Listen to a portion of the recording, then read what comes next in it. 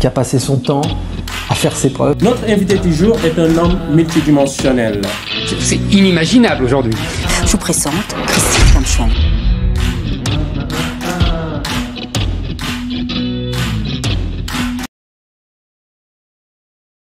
Bonjour les amis de la raison, j'espère que vous allez bien. Aujourd'hui, on va parler d'un sujet qui me touche vraiment. On va parler des violences conjugales et de ce qu'on appelle le MeToo Movement. Alors certains d'entre vous sont trop jeunes pour connaître ce que c'est. Tant mieux pour vous.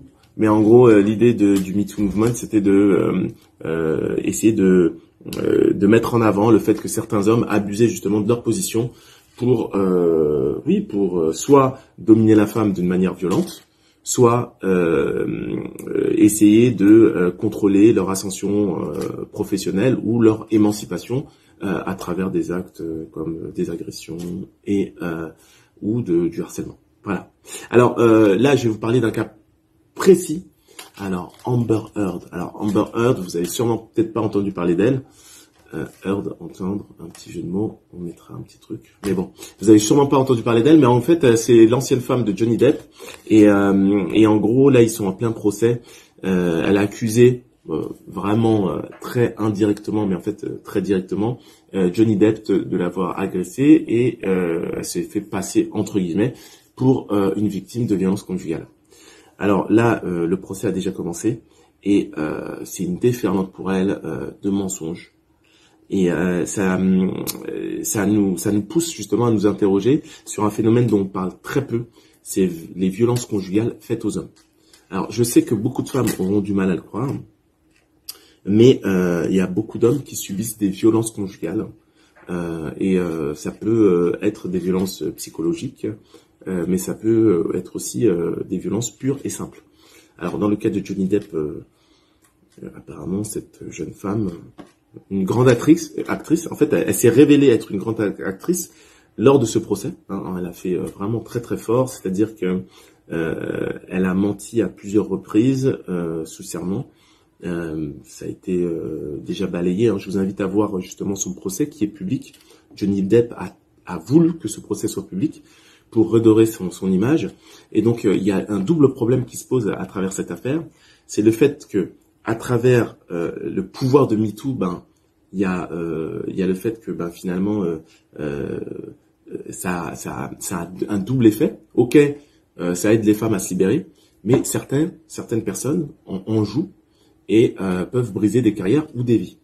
Et de l'autre côté, ça met l'accent sur le fait que oui, des hommes aussi peuvent être victimes de violences conjugales.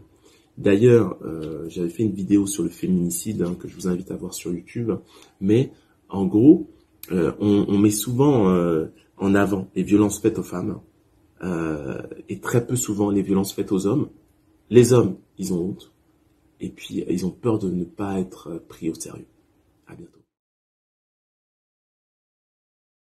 Alors, on est parti pour une deuxième partie sur les violences conjugales et vous voyez, je prends mon ton le plus calme et respectueux.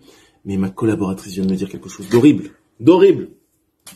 Donc elle vient de me dire que, en gros, mais attendez, si un homme verbalement se permet d'être violent, on peut quand même lui mettre une carte.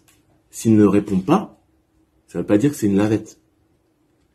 En fait, elle vient de justifier la violence. C'est pas que parce que quelqu'un est violent verbalement qu'on doit tout de suite devenir violent d'une manière physique et corporelle. Entre guillemets, on ne doit pas jouer le Will Smith. Ça, c'est ridicule en fait. C'est ridicule. Surtout si on doit montrer l'exemple. Donc, Will Smith mis à part, à quoi faut-il s'attendre? C'est-à-dire que si maintenant lui décide aussi de répondre à cette gifle, qu'est-ce qui va se passer? Ou si même un homme, parce qu'une femme s'est montrée un peu violente verbalement vis-à-vis d'elle, se permet de lui mettre une tarte et juste une tarte, on s'arrête plus en fait.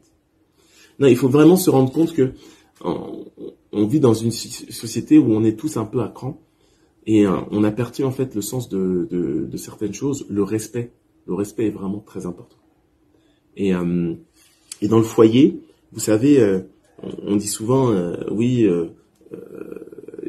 les tromperies, c'est la première raison pour laquelle finalement un couple se sépare.